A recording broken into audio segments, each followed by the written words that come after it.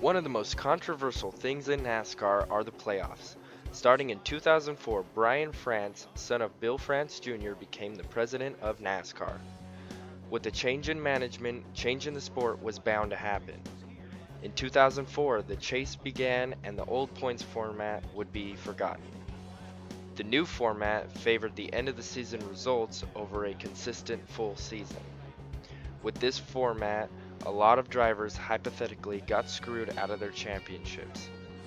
Jeff Gordon would have 7 instead of 4, Kevin Harvick would have 3 instead of 1, and Carl Edwards would have 2 instead of 0.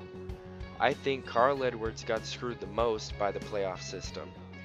This video is about what could have been for my man Carl Edwards if the points never changed. Carl Edwards started his first full-time NASCAR Nextel Cup season in 2005.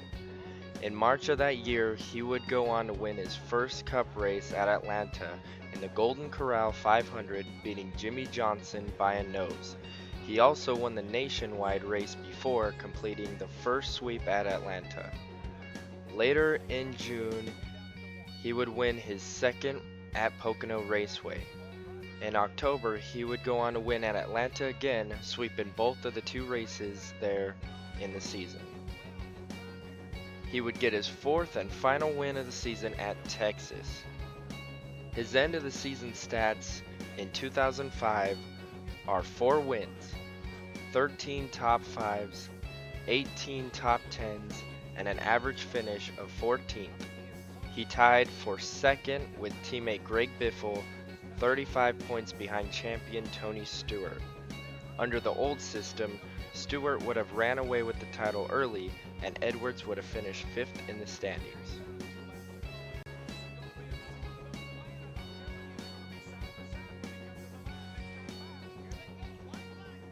"2006 was not a good year for Edwards. He would go all 36 races winless. He would still lead 189 laps, but did not lead the last ones that mattered. With 3 DNFs that year, he would be very inconsistent and only finish 12th in the standings, missing the chase. If the chase didn't exist, would he have done any better? Let's see. His 2006 stats were 0 wins, 10 top 5s, 20 top 10s, and an average finish of 15.2. He would have only gained 1 position by finishing 11th in the point standings instead of 12th. 2006 was a mediocre year for Carl Edwards.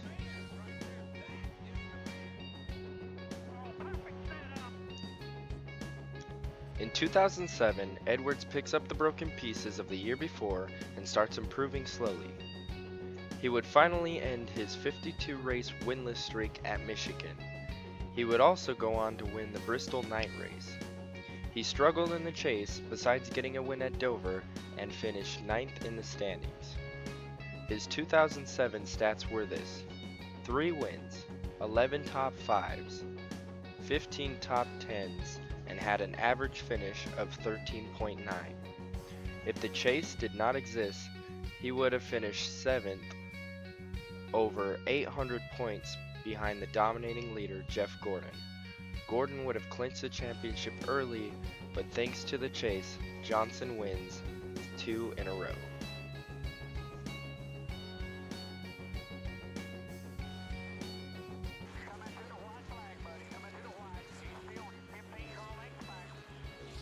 Bobby Hudson, the spotter for Carl Edwards, up on the roof, walking him through these last couple of laps.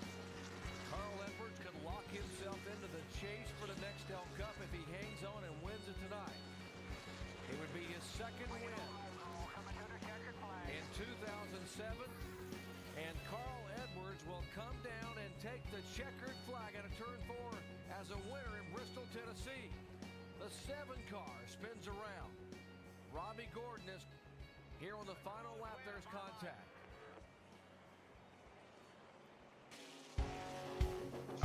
2008. This is where the playoffs would start to alter Edwards' career. 2008 would be a career year for Edwards. He would go on to win a career high of 9 races that season. He started the season off with a bang, winning 2 of the first 3 races. He won at California and Las Vegas, and at Texas at the beginning of the season. He wouldn't win another race until Pocono. He went on to win 2 in a row at Michigan and Bristol, then another 2 in a row at Atlanta and Texas. And finally, he would win the finale at Homestead. His 2008 stats were this: 9 wins, 19 top 5s, 27 top 10s, and an average finish of 9.5. He finished the season in second behind Jimmy Johnson, who now won 3 in a row. If the old point system were in place, he would have won his first championship by 16 points over Jimmy Johnson, but that's not the case. Trying to coast home with yet another win in 2008. He's going to make it, guys. Here he comes. Out of turn 4, Carl. Great job. It's running out right now. It's running out right now. We're out again. Carl Edwards gets his 9th win of the year. Let's go.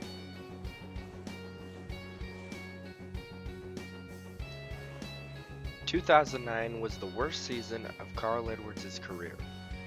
He had a terrible crash at Talladega where he almost took down the catch fence. He got out and finished the race unofficially on foot. His best finish was second at Pocono.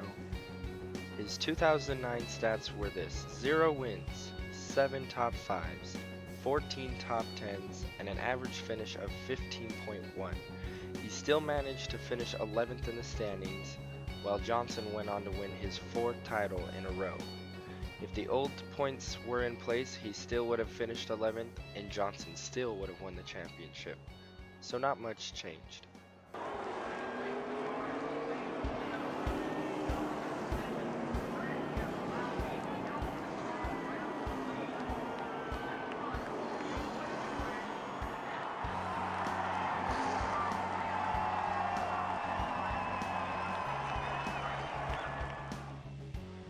Looking inside, 0-9.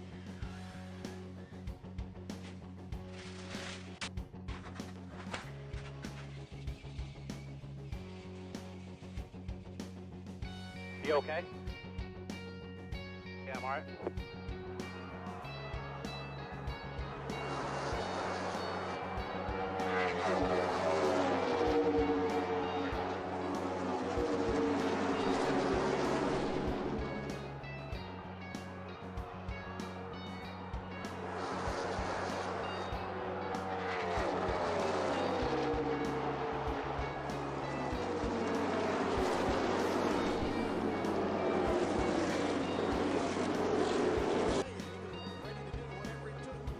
In 2010, Edwards needed to rebound again.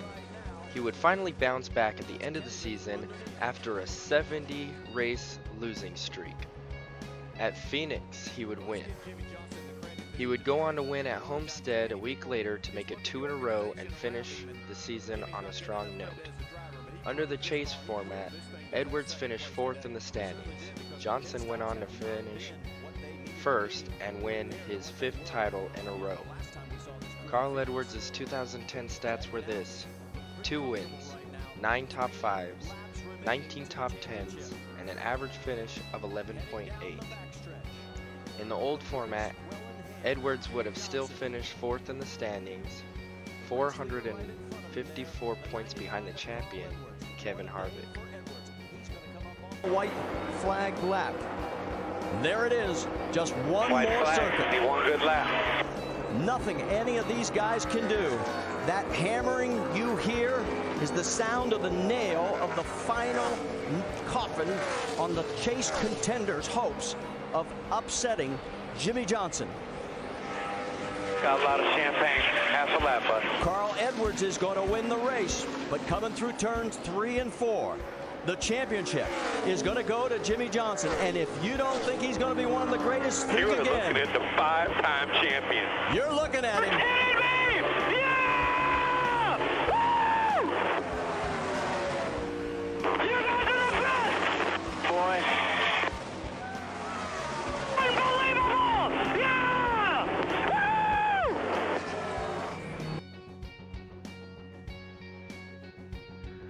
2011. This is a crazy year in NASCAR. This is the only season in NASCAR history there was a tie for the championship. Edwards would only win one race this year at Las Vegas, but this year was different. He was very consistent.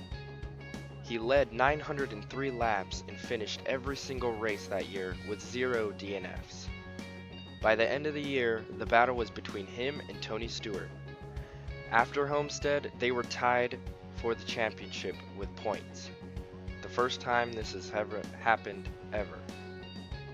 The tiebreaker was the amount of wins they had. Edwards only had 1, but Tony Stewart had 5. This is crowning Tony Stewart the championship for 2011.